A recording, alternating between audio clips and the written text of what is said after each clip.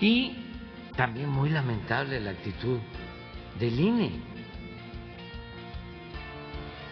Debería de estar ahora celebrando si no hubiese puesto obstáculos. No pudieron, a pesar de que no estaban de acuerdo con la revocación del mandato. Regresamos en el programa con el doctor Lorenzo Córdoba. Lorenzo, como presidente del INE, este organismo que pues se tiene como responsabilidad constitucional organizar precisamente las elecciones y las consultas, la primera que hay en México, llena de polémica, pero dime ¿cómo viste las cosas? ¿Qué balance haces en este momento de la conversación que nos das para este programa? Bienvenido, como siempre, Lorenzo. Gracias por estar aquí.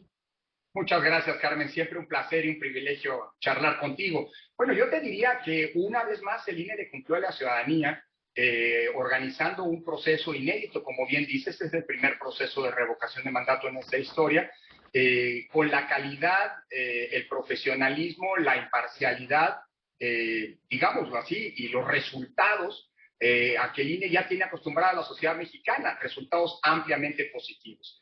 La de ayer fue una fiesta democrática en muchos sentidos, con una participación que será objeto de análisis. Se anticipaba por muchos que no sería una participación copiosa. El 80% del padrón electoral de la ciudadanía, un poco más de los potenciales votantes, decidieron no acudir, lo que representa una postura absolutamente válida, sobre todo si tomas en cuenta que la revocación de mandato, a diferencia de una elección federal, el quórum cuenta. Para que tenga efectos vinculantes, dice la Constitución, se requiere que participe el 40% de los potenciales votantes.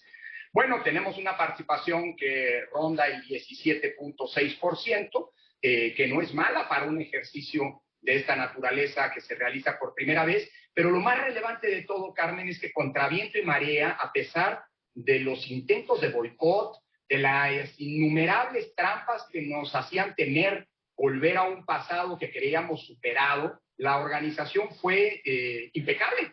Si tú ves la respuesta ciudadana a colaborar con el Instituto Nacional Electoral, todas las mesas que teníamos pensado instalar, todas sin excepción, se instalaron. Lamentablemente, solo 20 de las 57.448 mesas receptoras del voto tuvieron que interrumpir por cuestiones de violencia, fundamentalmente en algunas comunidades, su funcionamiento, pero es una cifra realmente marginal. Fue una jornada en paz, no exenta de polémicas, de eventuales ilícitos cometidos sobre todo por funcionarios públicos que intervinieron en el proceso promoviéndolo cuando lo tienen prohibido. Pero a pesar de todo ello, la jornada fue muy exitosa. Los sistemas funcionaron muy bien, el conteo rápido dio unos rangos de participación y de votación que hoy lo estamos viendo con el cómputo legal de los votos. Es una vez más absolutamente preciso. Así que desde el punto de vista de lo que le corresponde al INE, Carmen, te diría que es una jornada sumamente exitosa y que le pese a quien le pese, porque el INE, igual que muchos periodistas, igual que muchas organizaciones de la sociedad civil, igual que muchas universidades, hoy tienen detractores muy potentes, muy poderosos. A ver, tú dices boicot. Usas la palabra boicot. Esa misma palabra se escuchó en voz del presidente López Obrador cuando habla de la baja participación. Dice, bueno, hubo un boicot aquí. Solo se instaló una tercera parte de las casillas que tendrían que haberse instalado para una consulta nacional como esta. ¿Qué dirías tú en respuesta a los señalamientos directísimos del presidente de la República en contra de ustedes? Pues que en un caso eso, el uso de la palabra boicot de manera falsa, falaz, para tratar de justificar no sé qué, tal vez la animadversión a la autoridad electoral, y en el otro caso es absolutamente correcta y propia. En el caso del INE hay que recordar que precisamente no pudimos instalar como queríamos 161,000 casillas, que son las que normalmente se instalan en un proceso electoral federal, y por cierto, las que la ley mandata a instalar, por culpa de la Cámara de Diputadas y Diputados, que le negó al INE los recursos necesarios para poder hacer e instalar el número de mesas que la ley mandata. Bueno, esto fue hasta reconocido por el Tribunal Electoral y por la Suprema Corte de Justicia, que le dijeron al INE que ante la falta de recursos que le impuso la mayoría parlamentaria de la Cámara de Diputados, pues el INE tenía que hacer la revocación de mandato con los recursos que tenía y para lo que le alcanzaba. Así que en un caso hablar de boicot es producto de una narrativa que se quiere construir con el único propósito de denostar, de descalificar a una autoridad cuyo principal pecado es que no se ha sometido nunca a los designios del poder, porque en el INE todas nuestras decisiones se toman con autonomía y con independencia del poder político y también de los partidos políticos. Ese es nuestro pecado, Carmen, y eso hay que decirlo con claridad.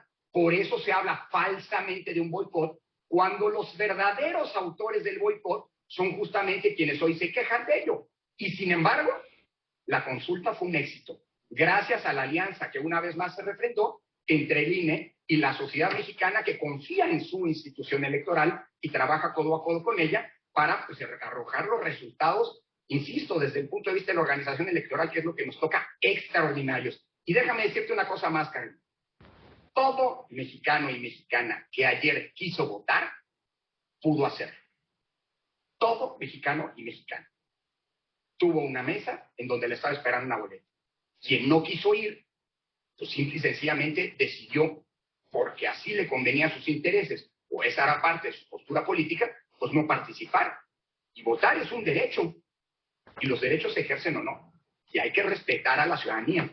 Sé que cuesta mucho esto, pero hay que respetar la voluntad de la ciudadanía. Había más de 92 millones de mexicanos convocados a las urnas en la lista nominal precisamente de electores, y de ese 92 millones de personas, 17.6 son los que decidieron acudir. Esa es la realidad de lo que ocurrió con la consulta de revocación de mandato en términos de participación.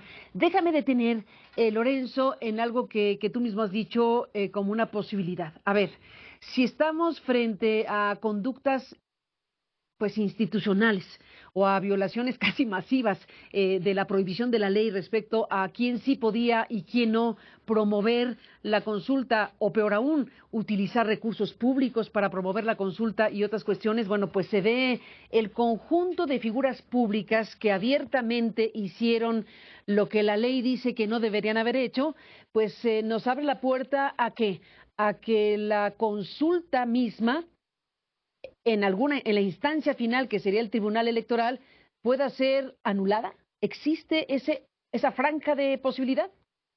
Pues mira, Carmen, posibilidad jurídica la hay. El Tribunal Electoral es, de acuerdo con lo que dice la Constitución, el órgano al que, una vez recibiendo el cómputo final del INE y un informe en donde se le dará cuenta de todas las irregularidades, que hay que decirlo, de mediatistas, son violaciones a la ley, puede parecer ridículo. A los amigos de otros países puede parecerles, pues hombre, absurdo que el presidente de la República, por ejemplo, que es el que está siendo sometido al revocatorio, pues no pueda defenderse.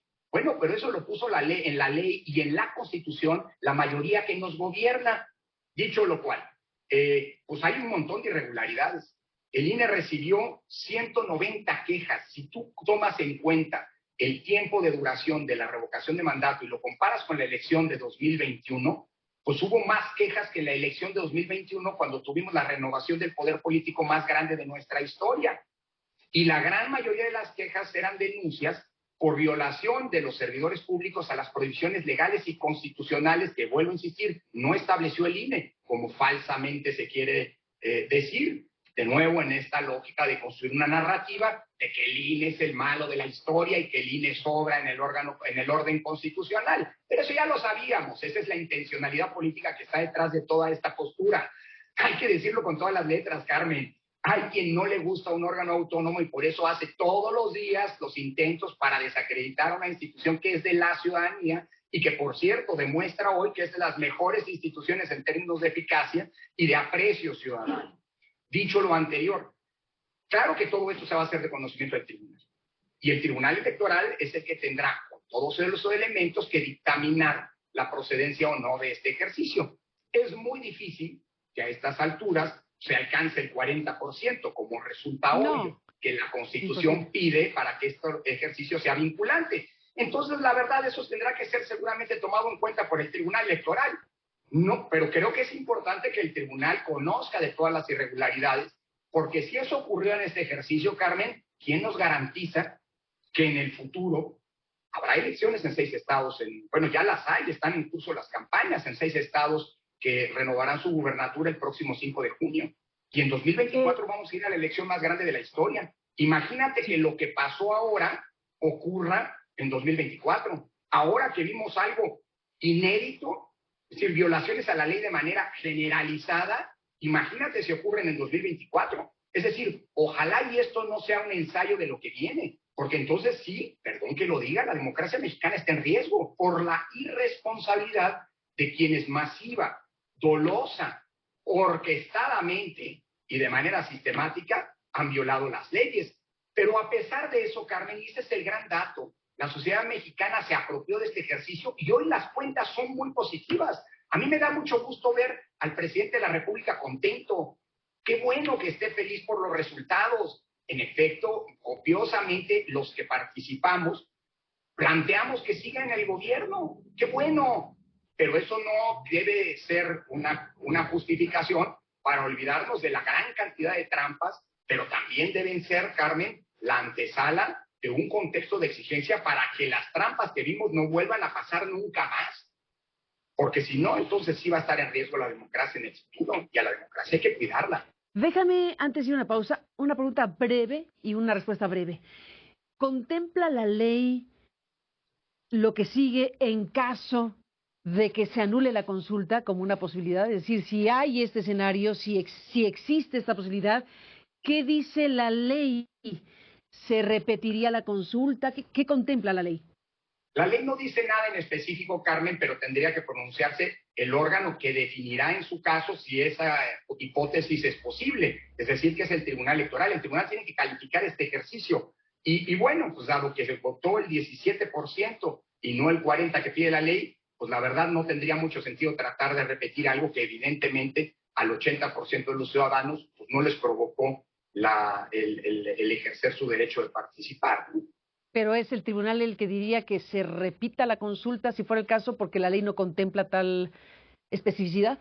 Sí, la ley no lo contempla. La ley solamente dice que tiene que calificar la elección. Hay que entender que si se califica, pues se puede validar o no. Y en consecuencia, cuando no se valida, estaríamos frente a un ejercicio de nulidad, pero tendría que ser el tribunal el que lo plantee, porque hay un vacío legal en este sentido, ¿no? Y vuelvo a insistir, con la participación que tuvimos, pues la verdad no sé si tendría sentido repetir algo. Más bien lo que sí, y por eso es importante hacer de su conocimiento de todo lo que ocurrió, de lo bueno, de lo malo, de los esfuerzos bien logrados que hizo también el Instituto Nacional Electoral para dar buenos resultados, a pesar de que nunca antes había habido un intento de boicot como el que hemos visto y de obstaculización de su trabajo.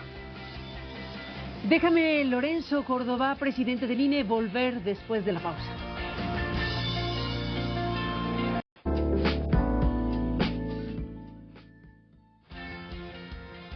Con la reforma que vamos a presentar, con la reforma electoral, se van a considerar algunos aspectos para facilitar el que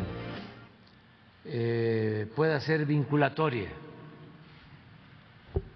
Pensamos que es muy alto lo del 40% de participación. Ahora participó mucha gente, pero no pasó el 18%, 17%, casi 18%.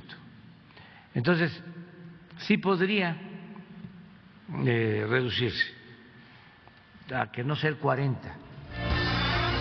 Se nos acabó el tiempo, Lorenzo Córdoba, y bueno, rapidísimo, tú dices hay INE para rato. Bueno, hay quien dice que no le hagan caso al INE, porque al fin que esos ya se van.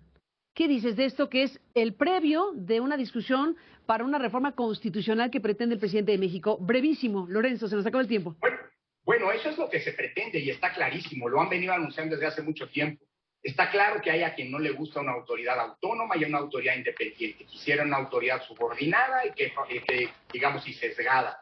Pero la verdad creo que después de los buenos resultados que nos deja la jornada de la revocación de mandato, insisto, se constata que hay una autoridad electoral y un sistema electoral funcional, eficaz, efectivo. Y bueno, como dicen los anglosajones, si algo funciona, no lo arregles porque a lo mejor lo descompones. Intentos seguro va a haber. Y a partir de ahora vamos a ver la intención de construir una narrativa. Lo que sí es cierto es que la ciudadanía sigue confiando en su INE. Tenemos índices de confianza entre el 60 y el 70%, y frente a eso, pues las intentonas de regresión estoy seguro que no van a prosperar. Por eso insisto, Carmen, después de la jornada de ayer, se demostró que hay mucho INE y que hay INE para mucho rato. Pues seguiremos hablando, Lorenzo. Muchísimas gracias por estar acá en CNN y seguiremos en contacto. Hasta la próxima. Abrazo muy fuerte, Carmen. Gracias.